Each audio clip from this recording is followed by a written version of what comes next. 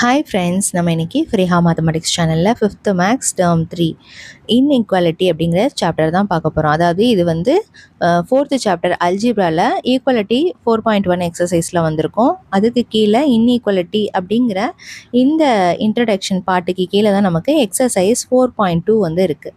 So அதனுடைய introduction பார்ட்டை நம்ம இப்போ பார்க்கலாம். இப்போ இதில் பாருங்கள், இன்ஈக்குவாலிட்டி அப்படின்னா என்ன. ஃபஸ்ட்டு நம்ம டேரெக்டாகவே சம்க்கு போயிடலாம், அப்போ உங்களுக்கு புரிஞ்சிடும். இன்ஈக்குவாலிட்டினா இப்போ இந்த இடத்துல அது வந்து இப்போ எக்ஸாக்டாக ஈக்குவலாக இருக்காது. அப்போ ஈக்குவலாக இல்லைன்னா அதுக்கு நம்ம என்னென்ன சிம்பிள்ஸ்லாம் யூஸ் பண்ணலாம் அப்படின்னு பார்க்கலாம். இப்போது 7 + 8 நடுவில் பாக்ஸ் கொடுத்துருக்காங்க, 20 / 2. இதில் இந்த 3 சிம்பிளில் எது நமக்கு வரும் அப்படின்னு நம்மள்ட்ட கேட்குறாங்க. இப்போ இது ஈக்குவலாக தான் ஈக்குவல் கொடுக்கலாம், ஓகேவா.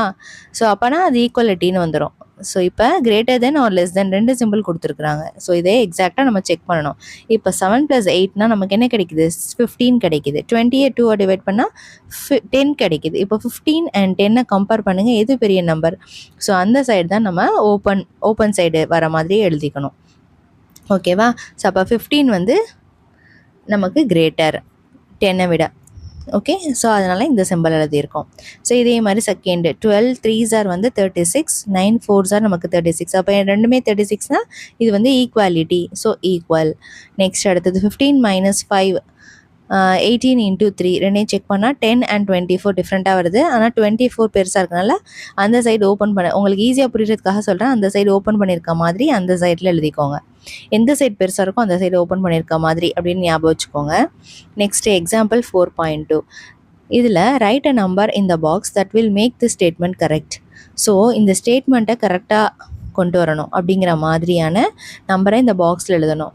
விச் இஸ் என்ன ஸ்டேட்மெண்ட், அது ஈக்குவல் சிம்பிள் இருக்குது. அப்போ 6 4s 24, ஓகேவா.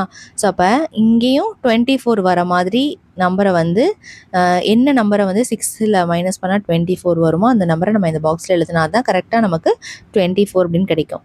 ஸோ எந்த நம்பரை நம்ம 6ஆல் மைனஸ் பண்ணால் 24 கிடைக்கும், 30யை 6ஆல் மைனஸ் பண்ணால் தான் நமக்கு 24 கிடைக்கும். அப்போ அந்த பாக்ஸில் 30 எழுதணும்.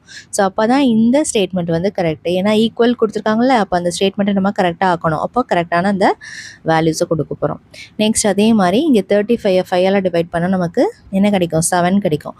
2 கூட என்ன நம்பர் ஆட் பண்ணால் 7 கிடைக்கும், நமக்கு இந்த இடத்துல 5 ஆட் பண்ணால் 7 கிடைக்கும். ஆனால் 5 போட்டால் இந்த ஸ்டேட்மெண்ட் வந்து தப்பாயிடும்.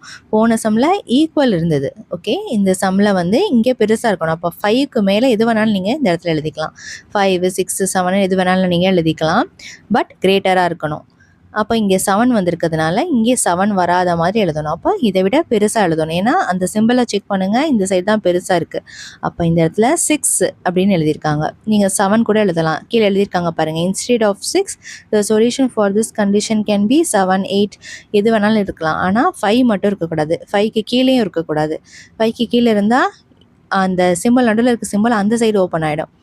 5ஐ விட மேலே தான் இருக்கணும். 6லேருந்து என்ன நம்பர் வேணாலும் நீங்கள் போட்டுக்கலாம். நெக்ஸ்ட்டு எக்ஸசைஸ் 4.2 நெக்ஸ்ட்டு வீடியோவில் பார்க்கலாம். ஸோ இந்த எக்ஸசைஸ் உங்களுக்கு கிளியராக புரிஞ்சிருக்குன்னு நினைக்கிறேன். இதில் ஏதாவது டவுட் இருந்ததுன்னா கண்டிப்பாக கமெண்ட் செக்ஷனில் கமெண்ட் பண்ணுங்கள். தேங்க்ஸ் ஃபார் வாட்சிங்.